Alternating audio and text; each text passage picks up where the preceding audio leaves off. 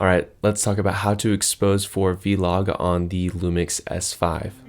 And let me first say that if you're really looking to get into the nitty and gritty technical side of how to film in vlog, this video is not for you. My approach to filmmaking in general is to have a basic understanding of the technical side of things, but to really focus on the practical application of filmmaking. So with that said, what is vlog? Simply put, vlog is a color profile that has flat contrast and low saturation. Although it may not look like it, something shot in this color profile will have more information packed into it than something shot in a standard picture profile. So vlog is mainly used for those who want to color grade their footage afterwards when editing. If you're not interested in color grading your footage at all, well, vlog really isn't for you then. But if you're just stepping into the world of color grading and aren't quite ready for vlog, I suggest filming in the picture profile Cinelike D2. I've been filming in this color profile for a while now, and for most of my projects, which are run and gun, this seems to do a perfect job when doing a basic color grade afterwards.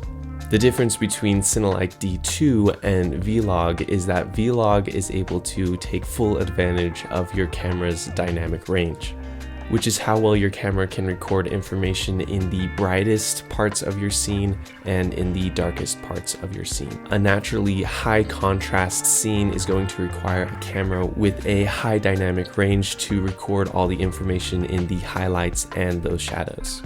So now that we have a general understanding of what vlog does for us, how do we shoot in it? Well, my first tip is to use what's called a waveform monitor.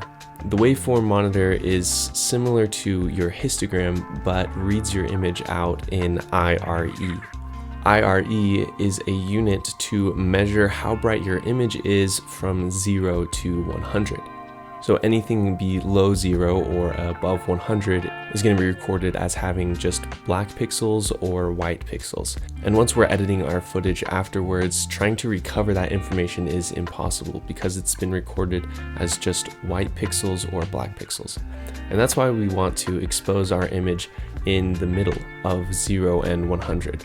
And exposing your image to sit in the middle is going to be the case with most picture profiles, except for vlog. Vlog is the exception to this rule, and this is where tip number 2 comes in. When exposing for vlog, brighter is better.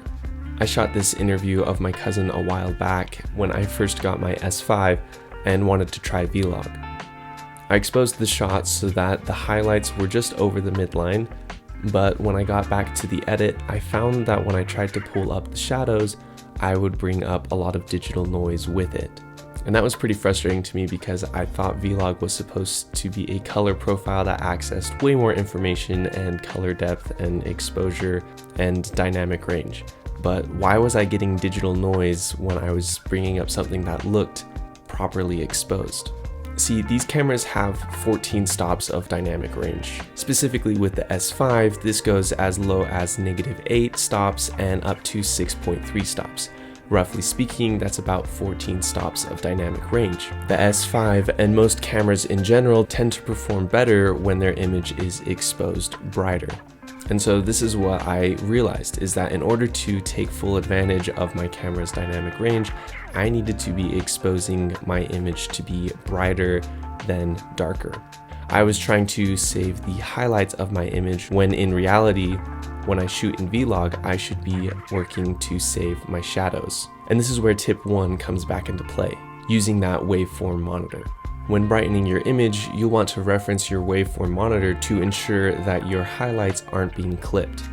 And there's plenty of debate online about how bright to expose your vlog footage, but from my own experience, this tends to be a pretty good range. And once you've done those 2 things, exposing your image to be a little bit brighter and checking your waveform monitor, you're ready to start shooting in vlog. Once you're done filming in vlog, color grading it is your next step. And it would take a whole nother video for me to explain how to color grade in vlog, and frankly, I'm still learning how to best color grade my footage. But as a point of reference for you and a general rundown, this is how I grade my vlog footage. So once I've got my footage in a timeline, And I'm using Final Cut Pro here, but any software will do. I'll open up my waveform monitor so that I can reference the colors and the exposure of the image, and I'll change the highlights and the shadows to bring out a little more of the contrast in my shot. I'll change the white balance if I need to, and then I'll go back to my exposure and dial that in. Maybe go in and alter the curves of the image or alter the color of the shadows and highlights respectively. And then finally, I'll apply a LUT to my footage.